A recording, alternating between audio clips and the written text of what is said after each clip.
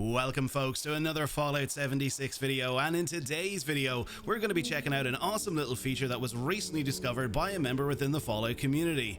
That's right, we're going to be checking out some glowing ghouls, but not just any glowing ghouls.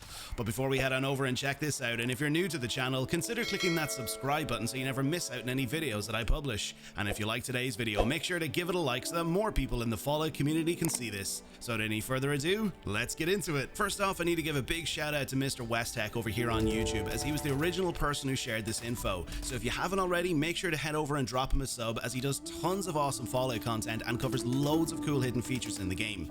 And I'll leave a link in the description of this video to his channel and the original video so you can go and check that out. So full credit goes to him for discovering this, but with today's video I wanted to share this with you all so that this information can get passed around the community so that more people can utilize this, because quite frankly I was super stoked to see this back in the game. So back when Bethesda released the feature that enabled most locations like Westtech, or most locations that were used as part of a storyline for DLC such as Steel Rain and so on, that made these locations instance interiors. If you're new to the game and don't know what I'm talking about, instance interiors are areas within buildings that are unique to you. So if you enter a location like Westtech, you leave the exterior play space world and enter an interior cell, unique to you and only you. And if you're the leader of a public team, other members on your team can join your instance interior by selecting Join Team Leader.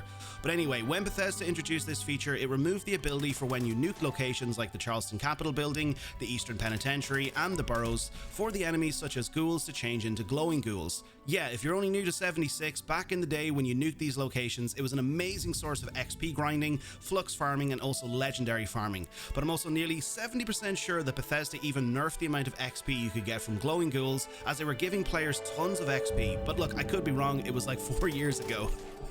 But after a recent discovery, and look, this could have been in the game for a long time. Heck, it could have even been there when Bethesda made the change to interior cells. Who knows? Well, if you do know, let me know in the comments. However, now if you launch a nuke on the center of the world, right beside the location, the top of the world, which is just left of the Pleasant Valley Station, if you launch it directly here on this point, so that's covering most of the mountains in the center of the map, and when the nuke drops in that location, and when you now make your way to the locations mentioned, such as the Charleston Capitol Building, the Eastern Region Penitentiary just above Morgantown, and also as well the Burrows over by Harper's Ferry, the ghouls within these interior cells will now actually turn into glowing ones. That's right, each of these locations will have glowing ones roaming the interiors. And not only is this a great source of XP, and to be honest, with double XP coming up this Thursday, December 22nd, this is going to be an awesome source of XP farming. But also, this is an amazing source of farming for materials that go into crafting stable flux, such as glowing mass, hardened mass, and high radiation fluids.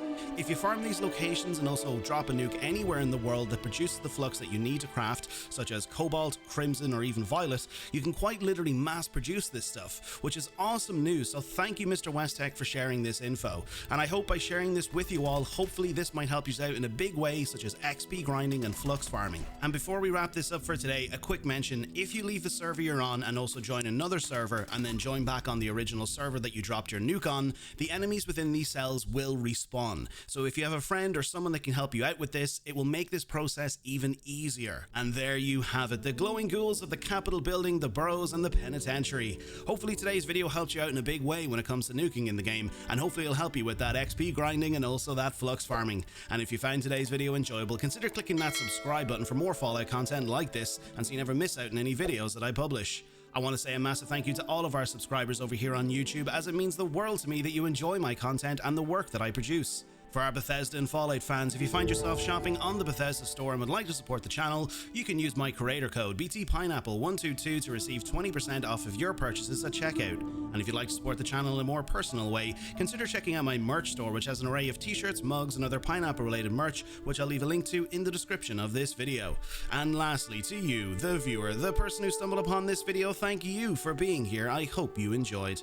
Until next time, Vault Dwellers, stay safe out there in the wasteland. Welcome to Vault 93, happy holidays, a big shout out again to Mr. Westtech, and I'll catch you all in the next video.